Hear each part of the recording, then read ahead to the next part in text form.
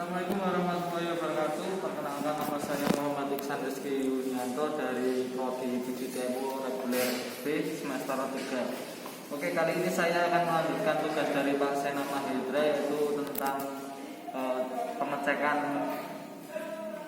pengecekan kepala silinder motor.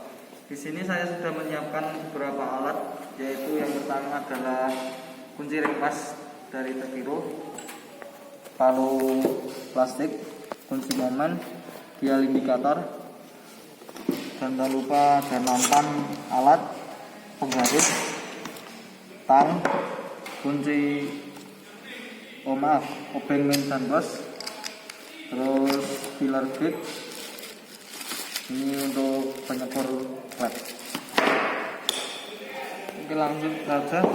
Di sini saya menggunakan kepala silinder mesin Cina, motor Cina, yaitu mesin Sanek. Lanjut saja, kita akan melihat bagian luarnya. Di bagian luar terdapat kerusakan pada tutup timing di sini, maka tidak layak dipakai sebenarnya karena akan menimbulkan celah sedikit dan mengakibatkan keluarnya oli. Lanjut, kita akan membongkar bagian dalam. Kita menggunakan ring pas 10. Di sini saya juga memberitahu bagaimana cara menggunakan kunci ring pas untuk ring 8. Kita menggunakan bagian ringnya saja.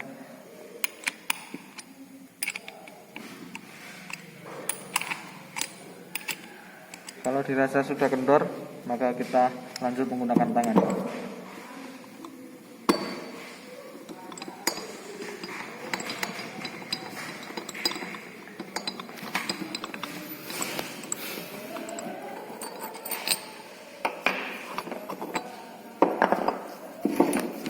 Ya, tanpa ada kerusakan di sini.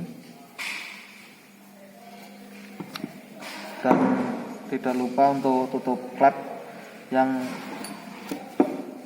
untuk klep in ini ada penutupnya dan bagian belakang tidak ada, maka tidak standar untuk dipakai ini kepala silinder.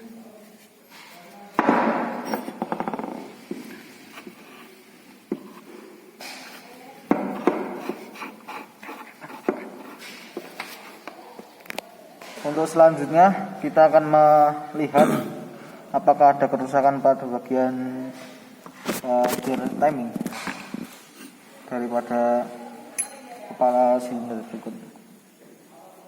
Kita menggunakan kunci ring pas 8. Sebenarnya menggunakan kunci T8 agar lebih mudah untuk mencopotnya, tetapi untuk instruksi dari tugas Pak Sena tidak menggunakan kunci T. Kita terpaksa menggunakan kunci ring pas 8, tapi yang kita gunakan adalah ringnya.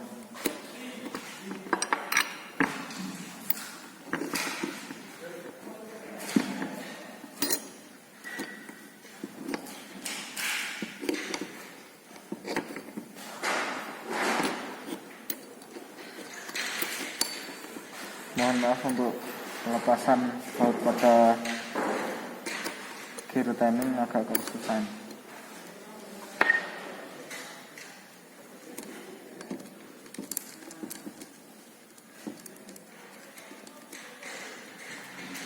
Untuk baut tidak ada kecacatan, maka masih baik dan bisa digunakan. Kita melepasnya menggunakan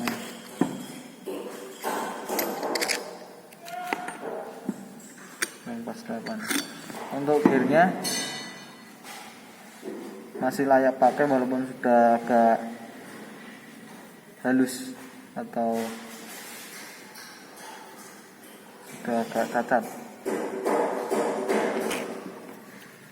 Untuk nokennya, bagian noken masih baik, dan untuk klep masih baik.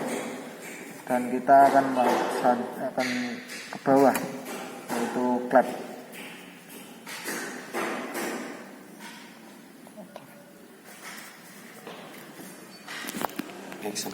Untuk bagian bawah kita bisa melihat ada 2 klep. Untuk klep di sini tampak baik, tapi sebenarnya jika kita membongkar kepala silinder, kita sebaiknya mengamplasnya atau melakukan pembersihan pada klep menggunakan amplas sekitar ukuran 300 amplas halus. Oke, selanjutnya kita akan mengukur kerataan daripada kepala silinder menggunakan ini mistar dan filler gauge.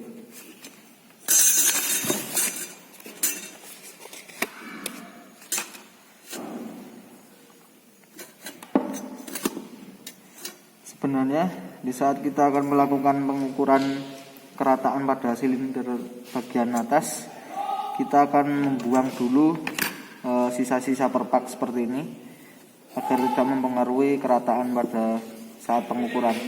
Tetapi kita akan melakukannya pengukuran pada bagian yang sudah hilang perpaknya. Kita menggunakan garis, penggaris dan filler gauge.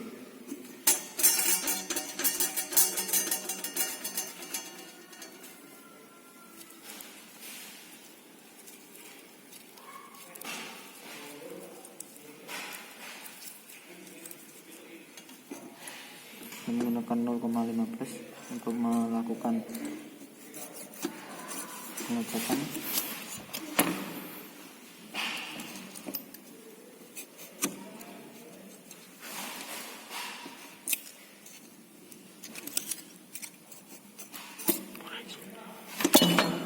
Oh, ternyata tidak bisa. Untuk 0,15 kita turunkan menjadi 0,10. Coba.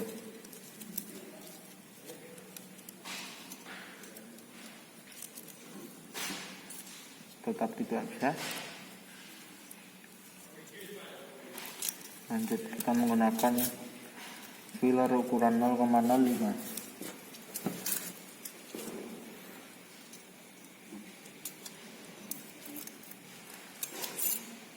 Tidak bisa. Oke, mungkin bisa saya simpulkan untuk bagian atas kerataan pada kepala silinder masih baik atau masih bisa digunakan. Hanya saja kita akan melakukan penambahan pada bagian-bagian atau pelengkap seperti tutup klep untuk bagian out, terus tutup timing yang rusak,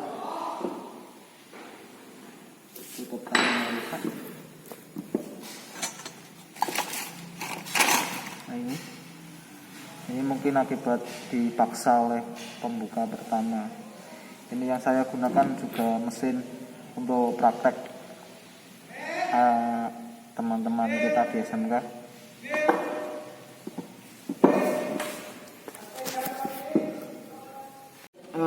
Langsung saja saya simpulkan untuk kepala silinder motor Cina ini, sebaiknya kalau bisa diganti bagian-bagian partnya. Untuk pemeriksaan visual ini sudah cukup, mungkin itu saja. Untuk bagian dalamnya kita lakukan pemeriksaan pada lain kali waktu untuk melepas bagian templar dan noken as. Mungkin selanjutnya saya akan memperkenalkan dan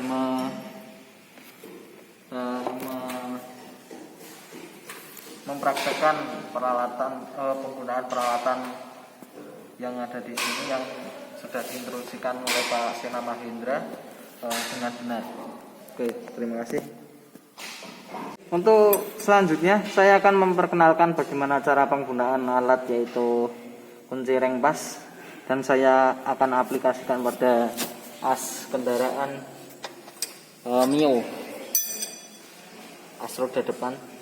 Usahakan di saat kita akan melepas as pada roda kita menggunakan bagian ring agar tidak mempengaruhi atau menyebabkan kerusakan pada baut. Lanjut,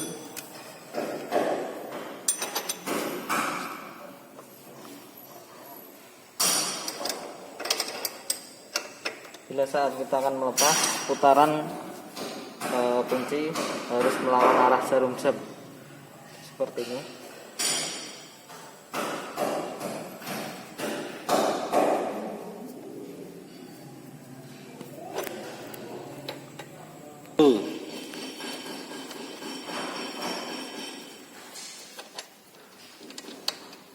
Oke, mungkin cukup mudah, sudah lepas untuk baut asnya. Lanjut, kita akan memasangnya. Untuk memasang baut, kita akan melakukan putaran searah jarum jam, yaitu ke arah kanan.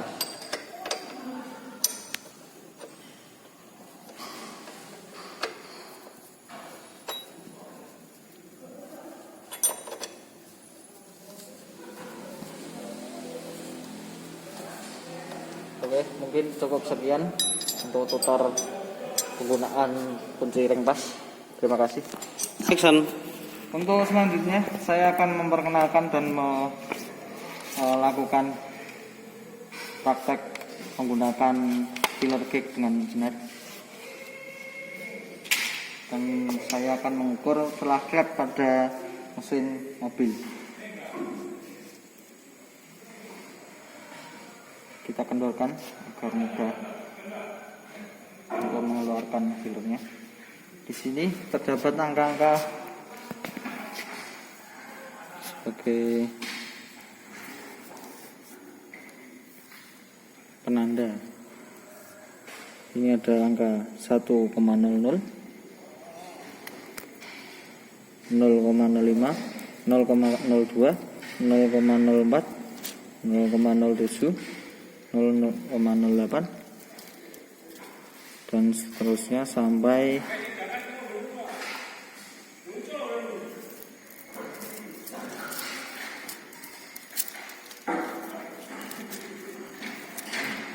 satu. Tetapi di saat kita akan melakukan pengukuran di atas 0,50,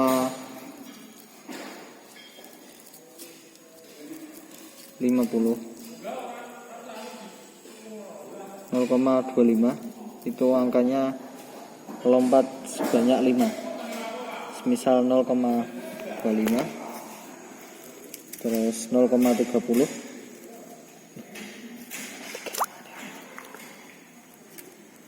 0,40, 0,50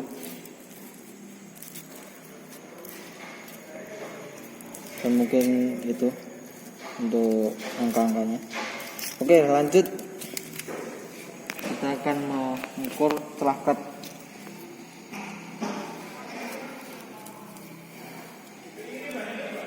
Kita akan menggunakan celah ukuran 0,75 dan kita tambah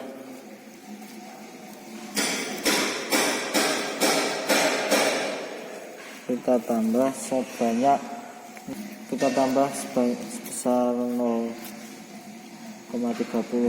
jadi total adalah 1,5 mili. Lanjut. Mungkin masih agak pancar maksudnya. Kita akan tambahi lagi sebanyak 0,20 sehingga total kelonggaran klep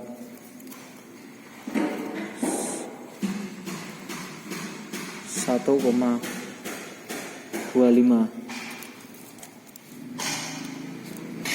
Oke. Mungkin sudah. Maka celah klep mobil ini 1,25 mm dan standarnya 0,3 mm. Bila kita akan mengukur, jika dirasa 0,75 sudah masih bisa masuk dan masih bisa lancar untuk kita gesekkan, kita tambahi. Bila kita akan menambah 0,20 maka akan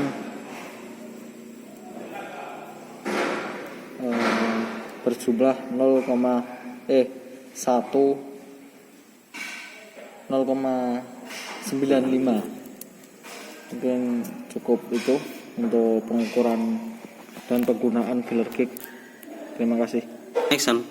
Oke, untuk selanjutnya saya akan memperkenalkan apa ini alat yang saya pegang. Ini adalah alat kunci momen. Untuk fungsinya kita akan melihat angka di sini. Ini adalah indikator untuk pengencangan.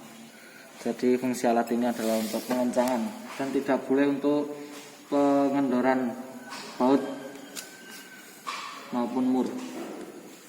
Bila kita akan mengencangkan sebuah baut, maka kita akan melakukan pemeriksaan atau pengecekan pada manual book untuk standar kekencangan pada baut tersebut. Mungkin untuk penggunaannya lanjut kita bisa melihat di sini. Di sini untuk jarum.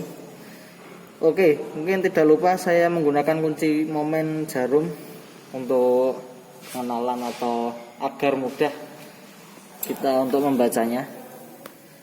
Untuk jarumnya kita sekarang menunjukkan angka 0. Lanjut kita akan kencangkan. Saya akan meletakkan jarum tersebut pada bagian 10.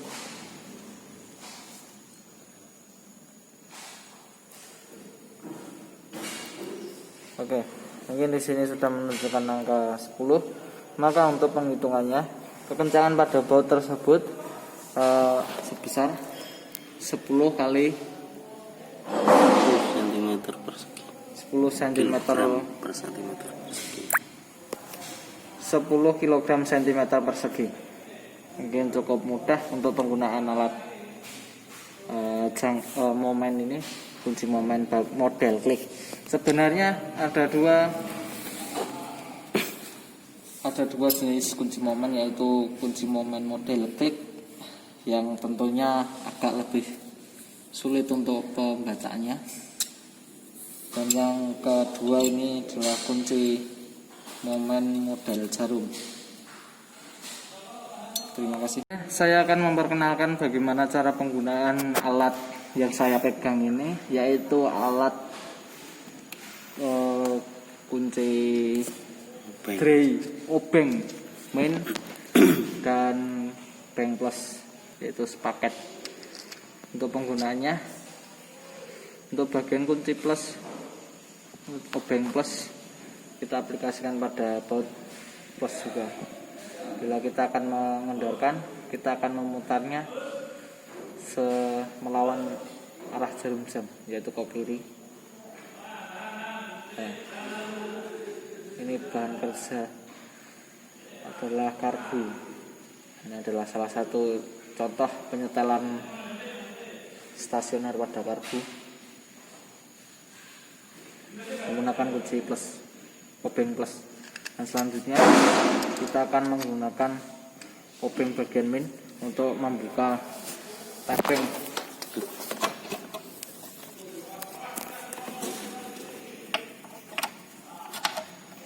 Dan sama, bila kita akan mengendorkan, kita akan melawan arah jarum jam, yaitu ke kiri.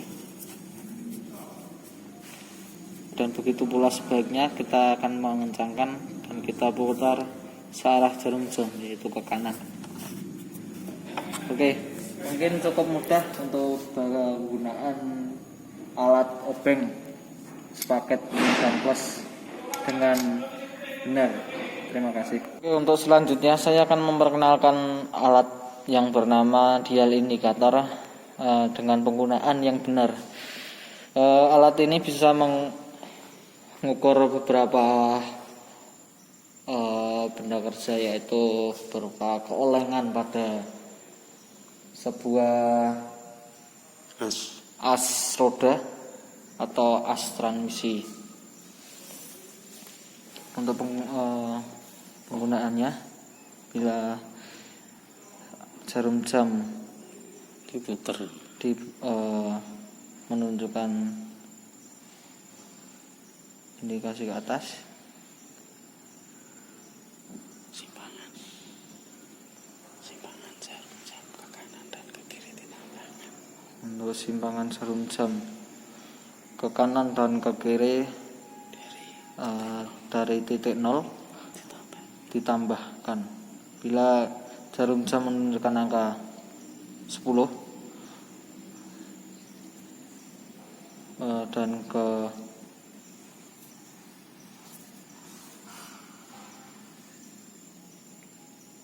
ke bawah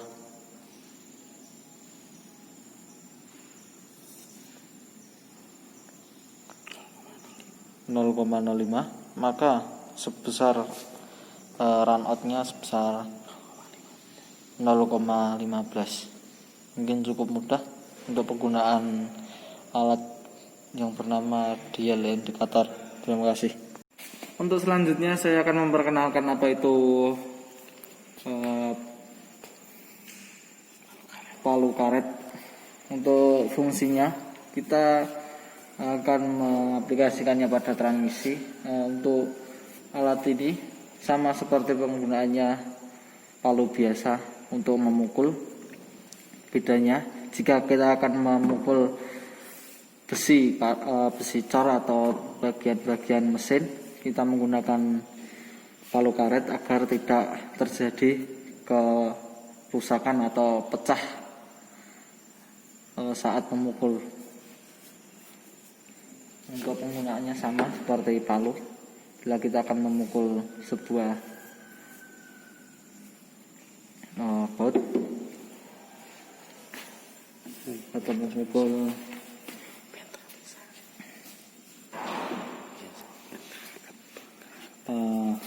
kita akan memukul bagian terpisah atau celah agar terlepas. Oke, mungkin penggunaannya cukup mudah. Fungsinya cuman untuk menghindari kerusakan pada saat pemukulan transmisi atau besi cor. Terima kasih.